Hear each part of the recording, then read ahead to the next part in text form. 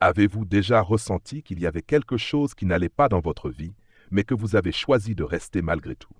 Parfois, cette sensation peut surgir dans les moments où vous vous sentez épuisé, déconnecté ou simplement insatisfait par votre quotidien. Vous vous êtes peut-être dit que ce malaise faisait simplement partie de la vie, que la douleur ou l'inconfort était inévitable, que c'était là le lot de tout le monde. Mais au fond de vous, une petite voix douce et discrète vous murmure « Tu mérites mieux que ça ». Est-ce que vous avez déjà pris du recul pour réfléchir à pourquoi vous vous êtes retrouvé dans des situations qui vous tiraillent, dans des relations qui vous laissent vides ou dans des emplois qui ne vous nourrissent pas? Que vous soyez dans une relation toxique, dans un job qui vous épuise ou dans une situation qui vous étouffe, vous avez probablement déjà eu ce sentiment de ne pas être à votre place. Mais vous êtes resté par habitude, par peur de l'inconnu ou parce que vous ne croyez pas vraiment que vous méritiez mieux. Pourquoi accepter des choses qui ne vous servent pas, simplement parce qu'on vous a dit qu'il fallait se contenter de ce que l'on a? Dans cette vidéo, nous allons explorer les enseignements puissants de Carl Jung et découvrir pourquoi l'amour de soi et la reconnaissance de sa propre valeur sont essentiels pour se libérer de ce cycle d'insatisfaction. Je vous invite à réfléchir profondément à cette question. Et si, plutôt que de vous contenter de moins, vous commenciez à croire en ce que vous méritez réellement? L'amour de soi n'est pas simplement un joli concept spirituel, mais bien une nécessité pour créer une vie pleine et épanouie. Et cela commence par une prise de conscience radicale. Vous n'êtes pas fait pour vivre en dessous de vos capacités ou de vos désirs les plus profonds. Avant de commencer, assurez-vous de vous abonner à Le Déclencheur pour ne manquer aucun de nos contenus sur la croissance personnelle et spirituelle. Activez la cloche de notification pour être informé de chaque nouvelle vidéo qui vous guidera dans votre transformation. Si ce message vous parle, n'oubliez pas de laisser un like et un commentaire pour partager vos réflexions. Cela pourrait bien aider quelqu'un d'autre à comprendre que la transformation commence dès que l'on décide de s'aimer vraiment. Pourquoi acceptons-nous moins que ce que nous méritons? Nous naissons dans un monde où nous absorbons constamment des idées et des croyances des personnes qui nous entourent. Dès le plus jeune âge, nous sommes conditionnés à accepter ce qui nous est offert sans questionner si c'est vraiment ce que nous méritons. On nous apprend à être reconnaissant pour ce que nous avons, à ne pas être trop exigeant et à ne pas trop demander. Cela peut sembler noble, mais au fil du temps, cela se transforme en résignation. Nous commençons à nous contenter de situations qui ne nous épanouissent pas, croyant que cela fait partie de la vie. La gratitude peut se transformer en complaisance et nous oublions qu'il existe des alternatives où nous pourrions réellement vivre notre potentiel. Carl Jung a mis en lumière une vérité fondamentale. Notre monde extérieur est un reflet direct de notre monde intérieur. Si nous acceptons moins, ce n'est pas parce que la vie est injuste, mais parce que nous n'avons pas encore réalisé notre véritable valeur. L'amour de soi est l'essence même de la transformation personnelle. Lorsque vous vous aimez vraiment, vous ne pouvez pas accepter moins que ce que vous méritez. Il est impossible de se contenter de situations, de relations ou d'emplois qui ne correspondent pas à votre véritable potentiel lorsque vous reconnaissez et honorez votre propre valeur. Pourquoi restons-nous prisonniers de situations qui nous épuisent et nous limitent? Avez-vous déjà remarqué qu'il existe des types de personnes, des situations ou des environnements qui semblent constamment réapparaître dans votre vie? Des relations qui vous drainent, des jobs qui vous laissent insatisfaits, des situations où vous vous sentez invisible ou épuisé.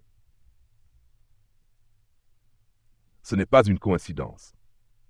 Ces schémas récurrents ne sont pas là par hasard. Ce sont des signaux d'alerte que vous devez examiner en profondeur. Ce sont des reflets des parties de vous que vous n'avez pas encore guéries, des blessures émotionnelles non résolues qui continuent d'influencer votre vie et vos choix de manière inconsciente. Jung a expliqué que tout ce que nous réprimons, tout ce que nous rejetons ou ignorons en nous, finit par se manifester à l'extérieur sous forme de situations, de personnes ou de circonstances. Ces situations répétitives sont des reflets de nos conflits intérieurs non résolus. Si vous avez l'impression que les mêmes types de relations toxiques ou d'opportunités insatisfaisantes reviennent sans cesse, c'est un signe que vous devez commencer à regarder à l'intérieur de vous-même. Ce n'est pas la faute du monde, mais un reflet de votre propre inconscient. L'auto-sabotage. Pourquoi continuons-nous à accepter moins que ce que nous méritons? Il arrive que, malgré nos désirs de bonheur, de succès ou d'amour, une partie de nous continue de douter de notre mérite. Nous sommes pris dans un cercle vicieux où, même lorsque nous affirmons vouloir de meilleures relations, un meilleur travail ou plus de réussite, une voix intérieure nous dit que nous ne méritons pas réellement ce que nous recherchons. Ce doute inconscient peut se manifester par des comportements d'auto-sabotage. Rester dans des relations où l'on se sent sous-évalué, continuer dans des emplois qui ne nourrissent pas notre âme ou accepter de vivre dans des circonstances qui ne sont pas alignées avec notre potentiel. Cela peut aussi se manifester par de petites trahisons envers soi-même. Minimiser ses succès pour que les autres se sentent plus à l'aise, se taire lorsqu'il faut s'exprimer, ou éviter de prendre des décisions importantes par peur de déplaire. Ces petites trahisons, accumulées sur le long terme, renforcent la croyance que vous ne méritez pas mieux.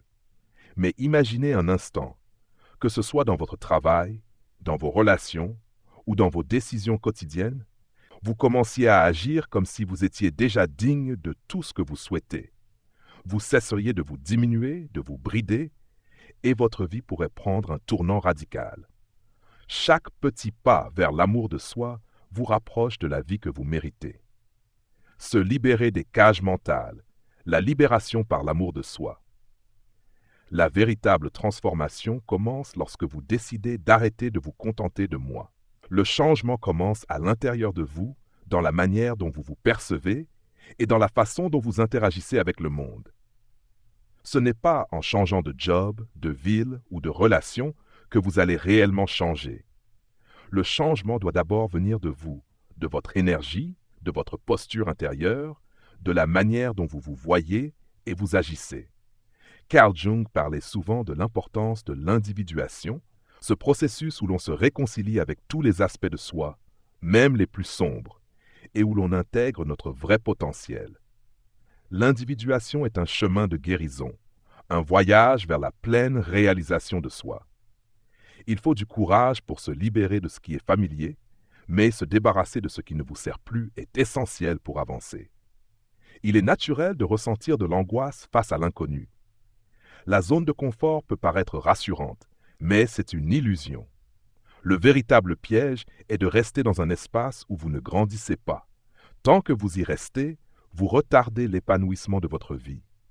Quand vous choisissez de vous aimer pleinement, tout commence à changer. Vous cessez de vous justifier pour des comportements qui vous rabaissent, vous commencez à poser des limites saines et à faire des choix alignés avec votre vraie nature. À partir de ce moment, la question devient: êtes-vous prêt à faire le premier pas?